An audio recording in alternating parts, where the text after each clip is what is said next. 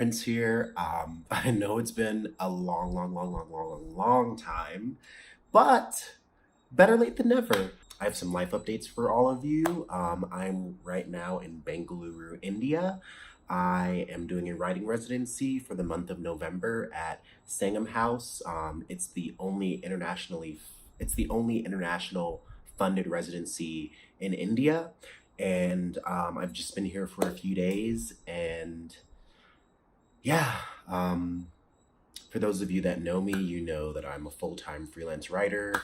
I do a lot of journalism, creative nonfiction, but one project that I've been working on really extensively in the past year or so is a book about my political coming of age as a queer Jamaican American person, about what radicalizes young people, young Black people growing up today, and also kind of an exploration about the murders of different men in my family.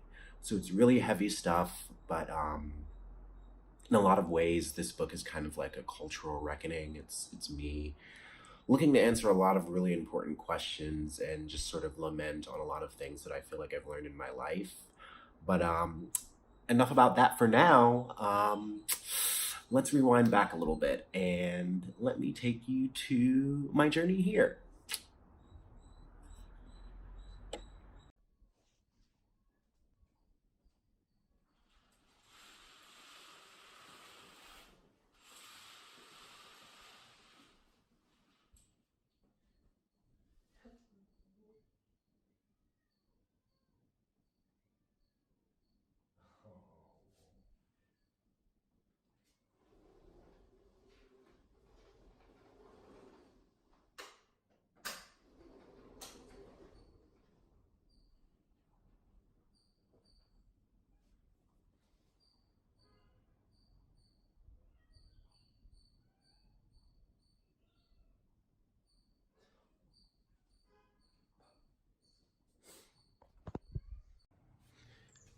Hey, kitty.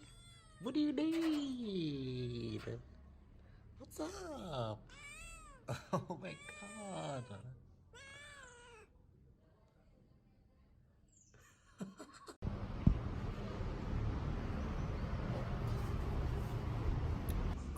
So I'm here mainly working on this book about uh, me growing up, like the things that happened growing up, and how I dealt with being queer, how I navigated being Black, the things that radicalized me and politicized me. And what's really interesting and kind of bizarre about this process is that, like, in the last few years, I've been writing about my life a lot. Like, I've been trying to make sense of different things that have happened. And what I've really realized is that it's really important for me to build a body of work. And what's scary about this book is that, like, a lot of weird things have happened in my life, a lot of not great things have happened in my life, and a lot of good things have happened. So, like, how do I reconcile telling the truth, confronting the things that people in my family did, like secrets that I found out along the way? How do I confront those things? And also, like, what's hard about growing up gay, Black, Jamaican American?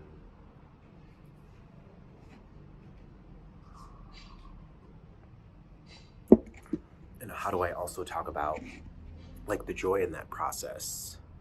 And that to me is, like, really important. Like, I want to be honest, but I don't want my work to be indebted to this idea that, like, the struggle is what defines us. Like, I want to be defined by more things. And I just watched this movie called Yardi that was directed by Idris Alba.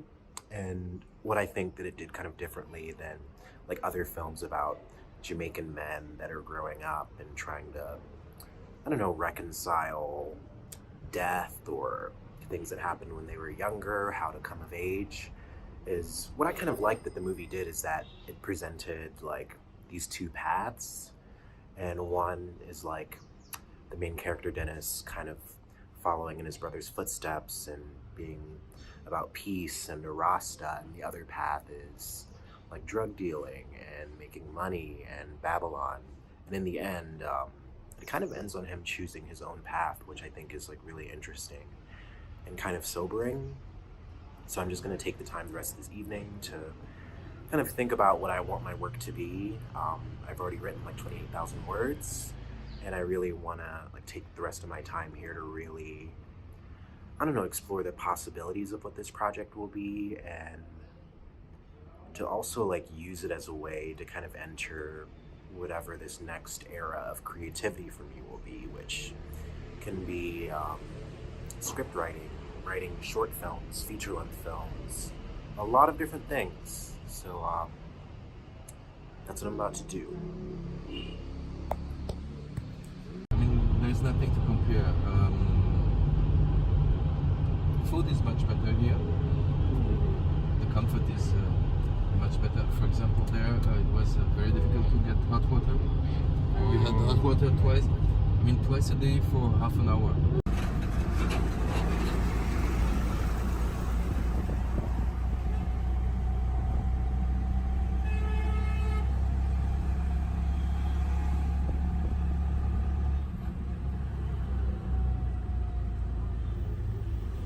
His final poem, his third canzone, the title poem of his collection. Its epigraph is a line spoken by himself in a dream after his diagnosis. Faceless, he could represent only two alternatives: that he was either a conscious agent of harm, or that he would unwillingly harm me anyway. Even the rationalists among us found the news of this visitation disturbing. Shahid died in Amherst, Massachusetts on December 8, 2001, and now he has become not his admirers so much as his poems, or his world has become a book, as Malmer said it must, as Shahid himself would have been the first to say it, to welcome it. The poem. The Veiled Suite. Faceless, he could represent only two alternatives: that he was either a conscious agent of harm, or that he would unknowingly harm me anyway. No mortal has or will ever lift my veil, he says, strokes my arm, what poison in his eyes. Make me now your veil, and see if you can veil yourself from me. Where is he not from? Which veil of tears? Am I awake? There is little sense of whether I am his, or he is my veil. For after the night is fog, who will unveil whom? Either he knows he is one with the night, or is unaware he is an agent of night. Nothing else is possible. Who is whose veil? When he, random assassin sent by the sea, is putting, and with no sense of urgency, the final touches on whose last fantasy. Where isn't he from? He's brought the sky from Vail, Colorado, and the Ganges from Varanasi. In a clay urn his heart measures like the sea. He's brought the desert too. It's deep in his eyes when he says, I want you to be mine alone, see? What hasn't he planned for music? Debussy, then a song from New Orleans. In the crescent's time nearing Penn Station. What's of the essence? Not time, no, not time. I can foresee he will lead each night, from night into night. I can ask, can you promise me this much tonight? That when you divide the remains of this night, it will be like the prophet once parted the sea. But no one must die, for however this night has been summoned, I, your mortal every night, must become your veil. And I must lift your veil when just one thing is left to consider, the night. There's just one thing left to consider, the night in which we will be left to realize when the ice begins to break down in his eyes and the prophecies filming his gaze tonight. What will be revealed? What stunning color sense kept hidden for so long in his eyes? What essence of longing? He can kill me without a license. The moon, for its ivory, scours the night. Sent by the fog, he nearly empties in me all sense of his gaze, till either he or I have lost all sense. Midnight polishes the remains of a galaxy. What is left to polish now? What fluorescence? Is there some hope of making a world of sense? When I meet his gaze, there is again the veil. On the farthest side of prophecy, I still need a veil. Perhaps our only chance will be to ignite the doom he sometimes veils in his eyes, and the universe is lost like I am in his eyes. I wait for him to look straight into my eyes. This is our only chance for magnificence. If he carefully, upon this hour of ice, will let us almost completely crystallize, tell me who but I could chill this dreaming night. When he turns, what will not appear but my eyes? Wherever he looks, the sky is only eyes. Whatever news he has is of the sea, but now is the time when I am to realize our night cannot end completely with his eyes. Something has happened now for me to prevail, no matter what remains of this final night. What arrangements haven't you made for me tonight? I am to hand you a knife from behind the veil, now rising quickly from your just lit incense. I am alive, alive to learn from your eyes that I am become your veil, and I am all you see. Okay, this is episode 1 of our road trip. We're going to... Where are we going, Reiji? Mysor. What? Shot? I'll take it.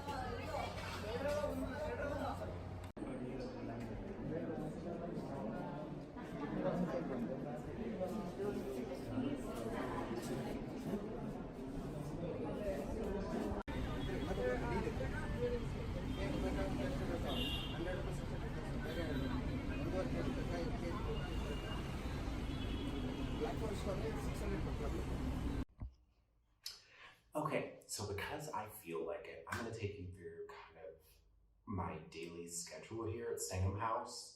I have been sleeping, horribly. Not horrible. Well, I've been sleeping not great, like regular kind of panic dreams, nightmares. Went out yesterday to um,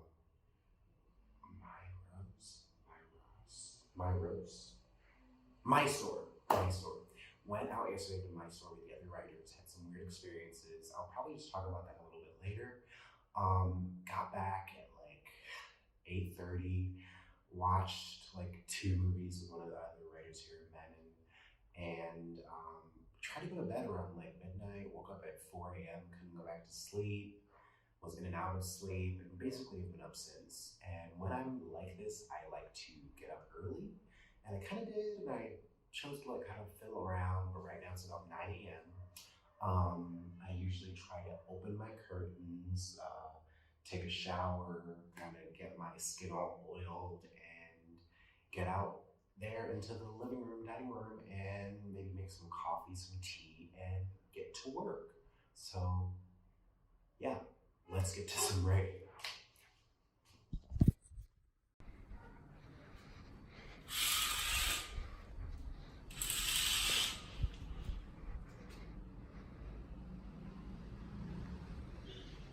And then let's get some notebooks, computer charger, headphones. Let's get this laptop. Do you like my stickers? I don't actually care if you like my stickers, but that's a little bit of them. Which one's the light? Shit. Okay, there we go. We have some coffee that's left over from last night. I don't really know if I'm gonna have any of that. I'm actually gonna have some chai because I've been liking that a lot since I've been here. And sometimes I don't like to start with coffee in the morning, especially since it makes me poop so much.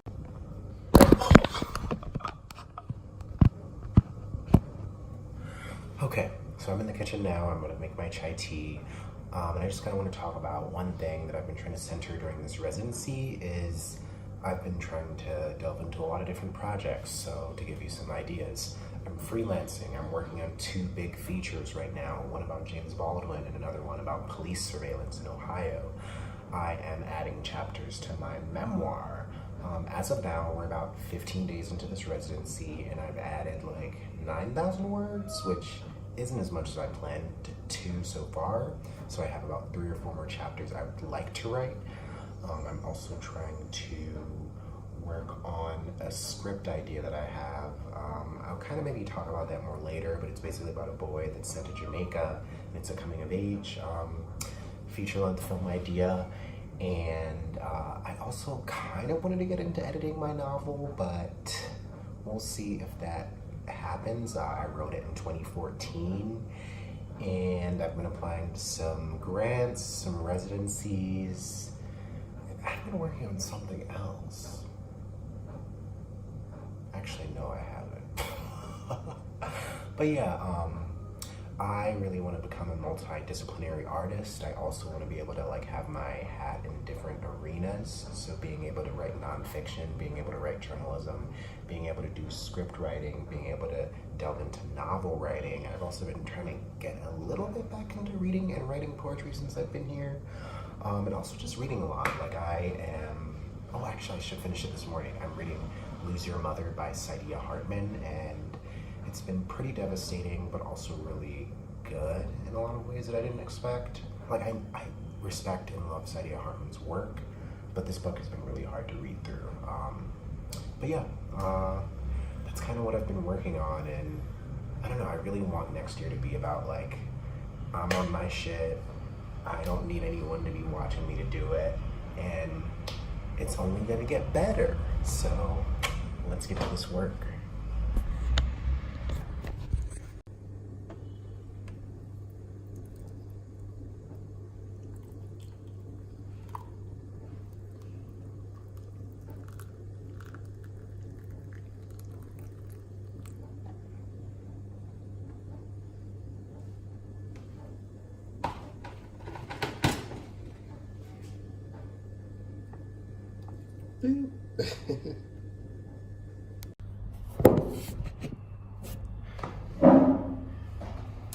So this is where I'm gonna kind of be working. I'm gonna make a to-do list and get started on the different things I want to do. I maybe want to edit 2 or 3 pieces, start writing another chapter for my book, and then maybe later get into just sort of drafting my memoir book proposal. So let's get to it.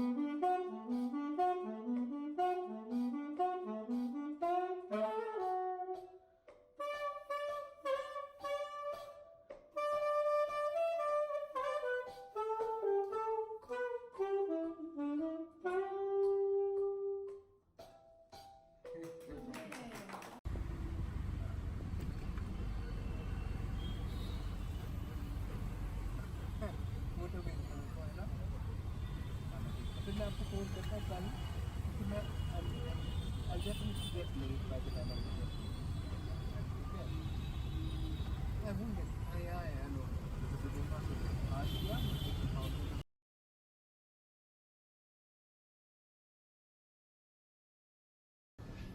Hi, I'm Allison Amond. I'm Regina Gia. I'm Sunanda. And we're reading at the IIHS on Wednesday the 27th at 6 p.m. We hope you'll join us.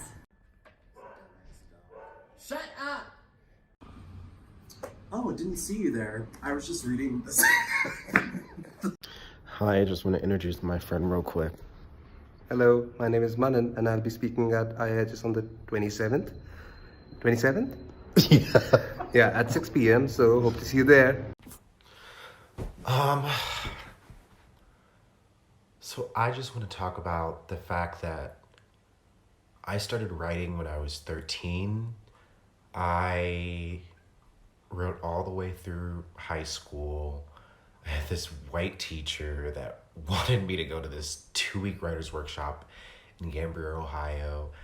And when I was graduating high school, I went to a guidance counselor meeting, and I met my guidance counselor and my mother went there with me. And I'm really thinking right now about how during that whole meeting, they both said, like, you shouldn't study English, writing isn't gonna work for you, like, you're not gonna make any money. And all of that might have been true, like, fuck academia, fuck studying, like, the arts and academia under capitalism. But I really think about how lucky I am to have something that I care about so much, that it brought me here. And that, I don't know, like, capitalism is fucked up. And, like, I've gone through a lot of, like, thoughts in my head about, like, am I getting paid enough for the work that I'm doing? Of course not. Like, I need to be fighting to have my work valued more. And despite all of those worries, which I think are valid and are real, like, I'm a Black person out here doing the shit that I need to do, and, like, fighting to say things that I wish people had said to me growing up, or to say things that I wish that I'd read or seen in cinema growing up. And that to me is, like, I'm gonna live beyond whatever time I have on this earth. And to know that you love people and that they love you, and that you've built space for yourself, and that you're setting boundaries for yourself, and that I'm proud of the work that I'm doing. Like, I'm proud to write about the things that I'm writing about. And I was writing a chapter yesterday about getting arrested for weed in Standing Rock, and about being in the holding cell, kind of conjuring up my father's spirit, which I do sometimes when I need to really just, like, center myself, tell myself the things I need to hear when things aren't easy or are hard. And the magic in writing through death and violence and pain, and finding the things that gave me hope, but also, like, opened up a kind of weird box that I don't want to say I have to close, but I have to, like, search through the contents of. And I'm really happy to be in that chapter of my work, because I'm really fighting to answer a lot of questions about my life that, I don't know, a lot of people haven't given me answers to. And I get that you have to ask and you have to use your voice, but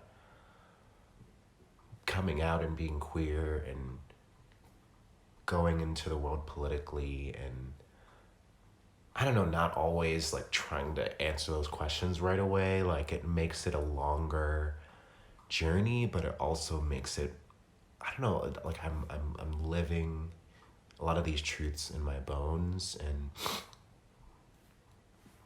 that to me is amazing, and I'm grateful. So I've literally just woken up and I'm on the toilet, doing our first international talk today. I'm gonna get ready. It's the last day of my residency, and I just want to say that I can't even explain how grateful I am to be here, because I feel like I found a family in the other writers that have been here, and that to me is like, it's something I've been searching for as soon as I moved to Columbus, and